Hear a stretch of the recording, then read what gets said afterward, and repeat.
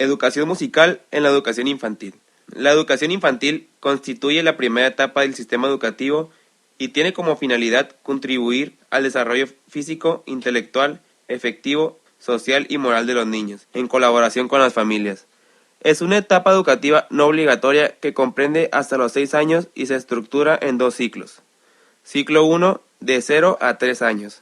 Ciclo 2, de 3 a 6 años. Ciclo 1. Se atiende al desarrollo del movimiento, al control corporal, a las primeras manifestaciones de la comunicación y del lenguaje. Ciclo 2. El niño aprende a hacer uso del lenguaje, descubre las características físicas y social del medio donde vive. Los contenidos educativos se organizan en áreas que son propios de la experiencia y del desarrollo infantil. Las áreas de experiencia son 1. Identidad y autonomía personal. El cuerpo y el movimiento, el conocimiento y la imagen de uno mismo, la salud, la autonomía personal, la vida en sociedad. 2. Descubrimiento del medio físico y social. Acercamiento a la naturaleza, a la cultura, a los objetos y a la actividad sobre ellos. 3. Comunicación y representación. Lingüística, matemática, plástica, corporal y musical.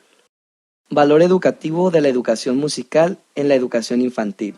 La música en las primeras etapas de la vida. El sonido y la música son innatos al hombre y se presentan en los primeros meses de vida, por lo que la educación musical debe iniciarse en edades tempranas. En la actualidad sabemos que el feto oye, reacciona al sonido y aprende de él. También se sabe que el oído es el primer órgano sensorial que se desarrolla dentro del útero.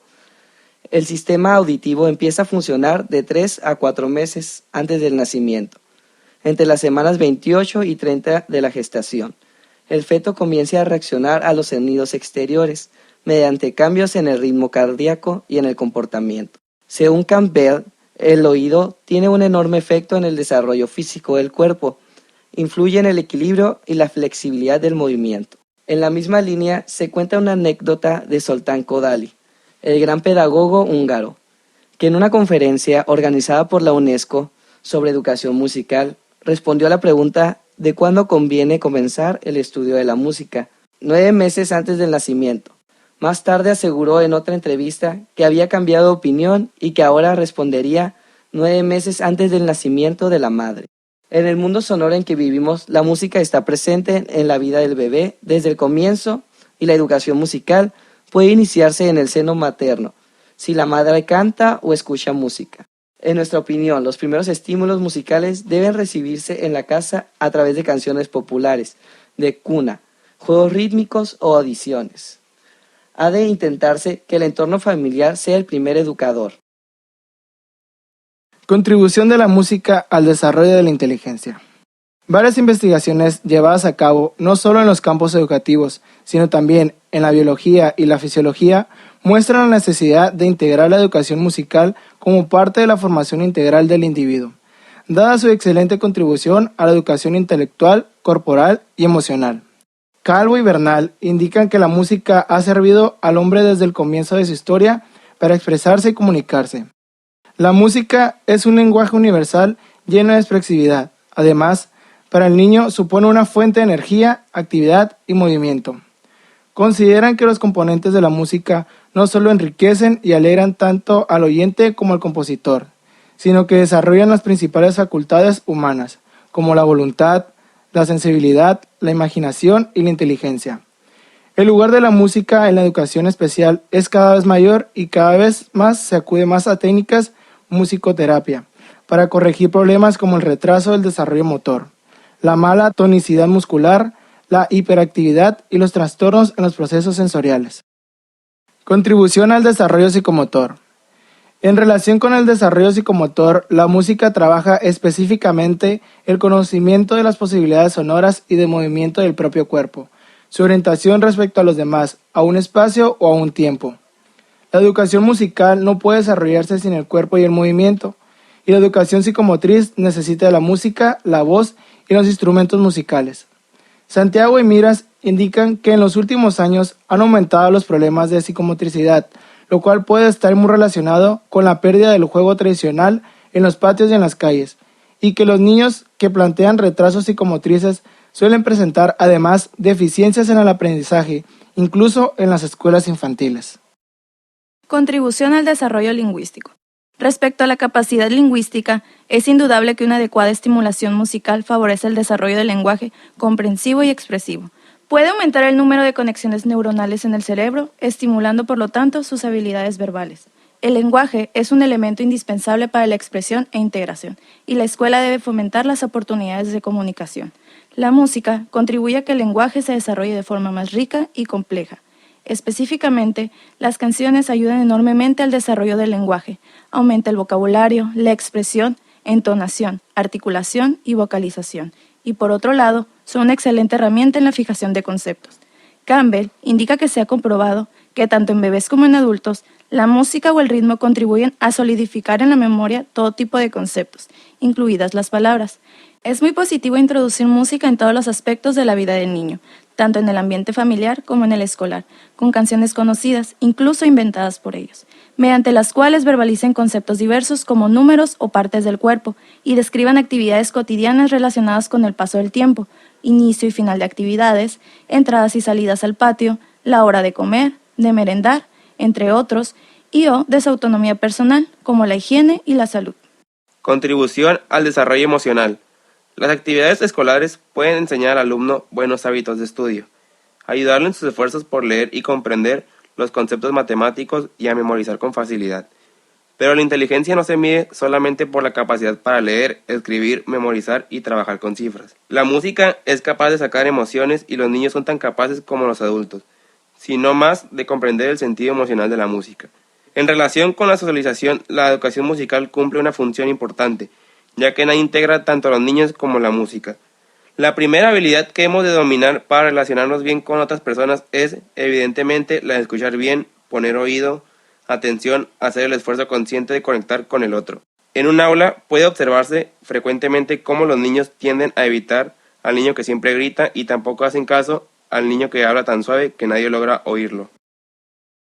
Implicaciones educativo-musicales de las teorías de las inteligencias múltiples. Inteligencia musical e inteligencias múltiples.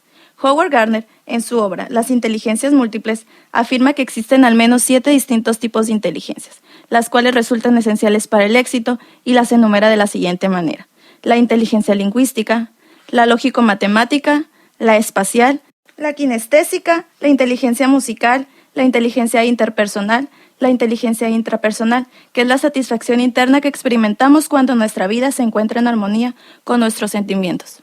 Si bien se destacan 7 inteligencias múltiples, cabe destacar que Gardner reconoce que no existe un número que pueda definir la diversidad de inteligencias de un ser humano.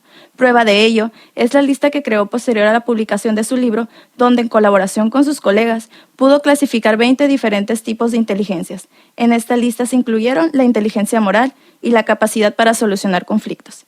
Para el desarrollo de la inteligencia musical, Gardner reconoce los resultados obtenidos por el método Suzuki, el cual comenzó en 1945 y consistió en enseñar a muchos niños japoneses preescolares a tocar violines a una escala reducida a su tamaño. Este método se basa en la idea de que así como los niños aprenden su lengua materna rápidamente a una edad temprana, el aprendizaje de las destrezas instrumentales también puede darse fácilmente si comienza en los primeros años de vida. Aronoff fue otro pedagogo que realizó aportaciones importantes a la teoría de las inteligencias múltiples de Gardner.